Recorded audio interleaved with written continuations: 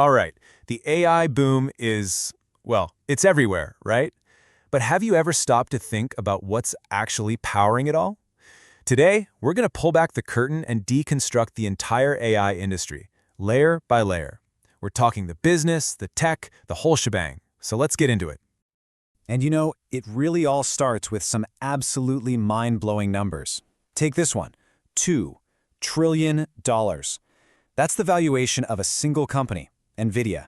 They've basically become the undisputed king of this whole AI gold rush. Okay, or how about this one?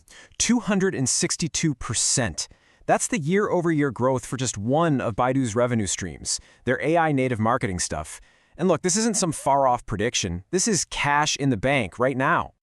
And if you think that's big, just look at what's coming. We're talking hundreds of billions of dollars that companies are expected to spend in just the next year and a half.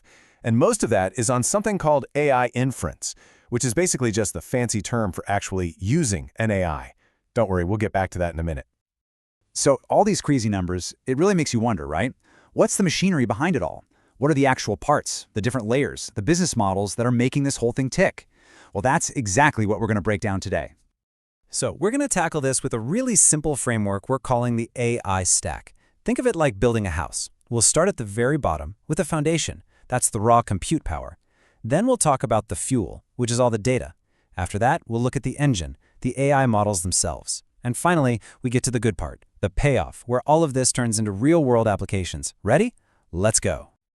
All right, first up, let's talk about that foundation compute power. I love this analogy. It's like the picks and shovels of the AI gold rush. Seriously, everything in AI, whether it's training a gigantic model or just you asking it a simple question, it all rests on this physical foundation of pure, raw processing power.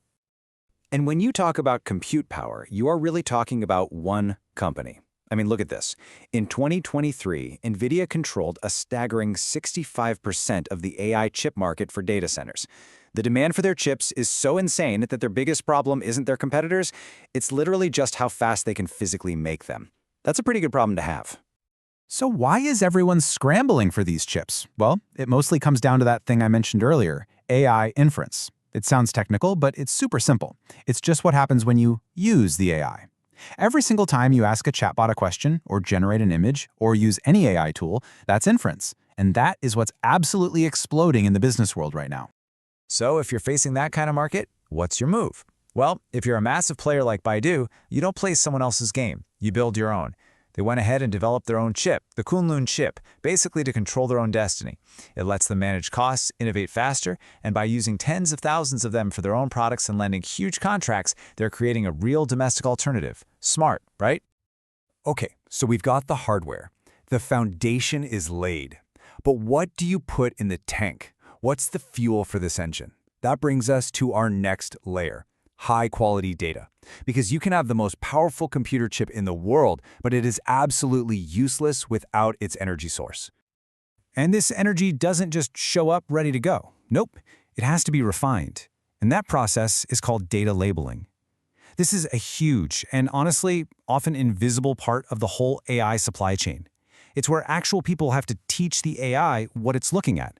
You know, like labeling pictures of cars and people and stop signs so a self-driving car knows what's what. But here's where the AI stack gets, well, complicated. This layer does not have the same economics as the chip business, not even close. I mean, get this, the price for labeling a single image dropped by more than half in just a few years. Why? Insane competition. It's a really tough, super low margin business. And you can see why it's so tough. I mean, it's pretty easy to start a data labeling company, so you have tons of competition, which leads to these brutal price wars that just kill your profits. Plus, you're usually completely dependent on a handful of giant tech companies for work. And now, on top of all that, you've got all this new pressure from data privacy and security rules. It's a whole different universe from the guys making the chips. Okay, so we have our compute power, our foundation. We have our data, the fuel. Now let's move up the stack to the engine itself, the large language models, the LLMs. This is the brains of the whole operation. And for any company getting into AI, this is where you have to make a really, really big decision. Now, I know it feels like these things just appeared out of nowhere, right? But the truth is, they're built on decades of work. I mean, we're talking about a path that starts way back in 1966 with the first chatbot, Eliza, and winds all the way through game-changing models in 2018, leading right up to the moment ChatGPT just exploded onto the scene. Every single step was built on the one before it. And all that history has led us to this huge fork in the road for any business today. It's a fundamental choice. Do you go with an open source model? One where the code is out there for everyone and you can tweak it and customize it to your heart's content? Or do you go with a closed source model, which is totally proprietary and controlled by one company? And that choice really comes down to a classic list of pros and cons. Open source gives you incredible flexibility and total control of your security, which is amazing, if you have the tech team to handle it. On the flip side, closed source models can have hefty license fees, but they come with support and are usually way easier to just plug and play. It all boils down to what you have, what you need, and how fast you want to move. And that finally brings us to the very top of the stack. This is the whole point, right? The reason for all the other layers. We're talking about the payoff. This is where the chips, the data, and the models all come together to create something real, something that actually provides value out in the world. But does it actually work? Does it make money? Well, just look at Baidu. Almost 40% of their main revenue now comes from AI. Think about that. That's not some little side experiment. That is a fundamental transformation of their business, and it proves this stuff is commercially viable on a massive, massive scale. So what was their secret? It was actually a pretty clear step-by-step playbook. First, they basically rebuilt all their products with an AI-first mindset. Then, they used that AI on their own stuff, like their core search engine, to prove it worked. Once they had it dialed in, they started selling AI-powered services to the public, and then, the final step, they turned around and started selling those same tools to other businesses. It's a really clear, repeatable path to success.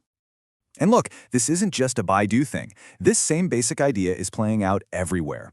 The applications are spreading across every industry you can imagine. We're seeing AI used for physical security at power plants, for customer service bots that keep your data private, for safety monitoring in factories, and even for transcribing doctor's notes to save them time. The key takeaway here is that the payoff is very real and it is happening everywhere. So, let's bring this all together. What's the big takeaway from all this? I think it's that the AI stack isn't just a tech diagram. It's way more than that. It's really a blueprint for a whole new economic ecosystem. It's like the new industrial stack for our time. And this quote, I think it just perfectly captures what the ultimate goal is here. It's not just about using AI, it's about getting it so deep inside a company's DNA that it becomes muscle memory. It's just an automatic, instinctive part of how you operate. That is the real revolution. So we've deconstructed the AI stack of today, from the silicon all the way up to the software. But this whole thing is moving at light speed. So that leaves us with one final thought to chew on. What's going to be the most critical layer of the AI stack of tomorrow? Thanks for tuning in.